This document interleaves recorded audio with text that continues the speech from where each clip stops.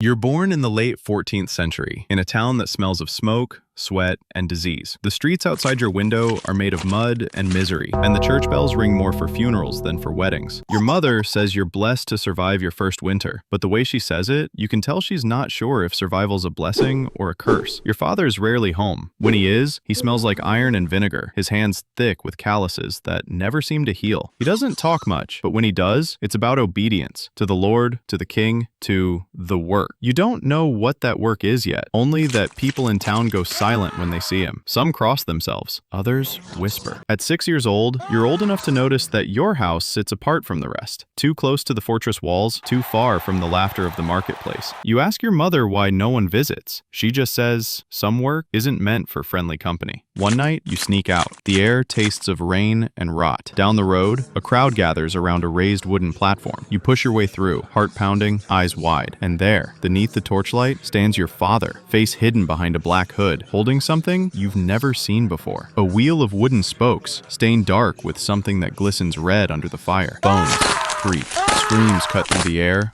like knives. You don't understand what's happening, but you can't look away. Then he looks up, straight at you. When you run home, your legs shake so hard you fall twice before reaching the door. You don't sleep that night. And for the first time, you realize what kind of man your father truly is. Not a guard, not a soldier. Something worse. Something necessary. The next morning, your father sits at the table, sharpening a knife with slow, measured strokes. You stare at his hands, steady, scarred, precise. And the sound of metal scraping metal burns into your ears. He doesn't look up when he says it. You saw, didn't you? You nod, barely breathing. He sighs, not with anger, but with something heavier. You needed to know. Our blood doesn't get to choose what it serves. You don't understand. Not yet. But when he rolls up his sleeves, you see the black mark burned into his forearm, the sigil of the torturer. A mark older than memory, passed down from father to son like a curse carved into the skin. Your mother tells you later that night that your grandfather bore the same mark, that his father did too. Our family was chosen by the crown, she says, though her eyes say condemned. They say pain purifies the soul, but I've never seen it do anything but destroy it. From that day, your childhood ends. Your lessons begin, not in reading or scripture, but in silence, in endurance. Your father teaches you to clean the tools, the pincers that pull, the ropes that stretch, the oil that keeps the wheels from squeaking when they turn. You learn which stains wash away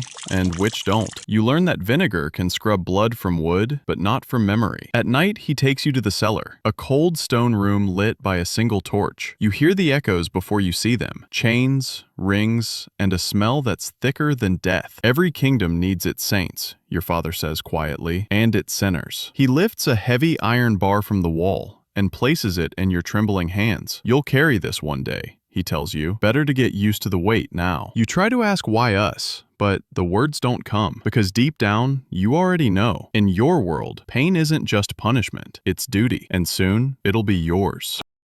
By the time you turn 8, playtime means sharpening steel. The other boys chase chickens through the mud. You oil racks and polish chains. Your father says it builds character. You wonder what kind. At first, he doesn't let you near the prisoners. You start with animals, pig bones, cow ribs, learning how joints bend, how muscle tears, how far sinew stretches before it snaps. Every man's body is a map, he says, watching you break a femur. Learn the roads, and you'll never get lost. The smell follows you everywhere. You scrub your hands until they're raw, but the scent of iron clings to your skin like a shadow. Even your mother stops touching your face when she kisses you goodnight. Then comes the day of your first demonstration. A man accused of theft, an old farmer whose only crime was hunger. He's brought in trembling, his hands bound, his eyes already knowing what's to come. Your father stands beside the table, calm as a priest at an altar. He gestures for you to watch closely. The goal, he says, is not death. Death is mercy. The goal is truth. He starts with the thumb screws. The metal turns slow, deliberate. The man's fingers twist, bones creak, his teeth grind until you hear one crack. You want to look away. You do look away, but your father's voice stops you. Watch. Always watch. Pain is only power when you understand it. The man breaks after 3 turns. He confesses to stealing bread he never touched. Your father nods. satisfied. C. The truth comes when the flesh gives in. You don't sleep that night. You hear the screams again and again in your head. Not just his, but something inside you breaking too. The next morning, you find your father sitting at the table, hands covered in fresh bandages. He looks up once and says, "You did well to keep your eyes open. You wish you hadn't, because from now on, you'll never close them fully again." Years blur. You've broken bones in the name of kings, popes, and gods, but never once for yourself. Every confession signed, every scream silenced. They all begin to sound the same. And sometimes when the torchlight flickers, you almost see their faces again. The ones who swore they were innocent. The ones you swore were guilty. Then one night, a prisoner refuses to beg. You turn the rack, once, twice. He just stares at you, calm, unblinking, as if you are the one being judged. You pause. For the first time in years, you can't move. Something inside you cracks, like not his bones, but your certainty. You hear his voice, steady and soft. "Does it hurt you? Has to hurt me." That question stays, even when he's gone, even when the cell is cleaned and the tools are oiled. It echoes louder than any scream you've ever heard. Soon after, you stop eating, stop sleeping. You sit alone in the dark, the leather apron still folded at your feet. You wonder if the sins you punished were ever theirs, or yours all along. The church bells outside toll for morning mass, but to you they sound like the clanging of chains. And when you close your eyes, you realize you no longer remember a time when your hands were clean. The wheel turns, the world moves on, and history will never remember your name, only your work.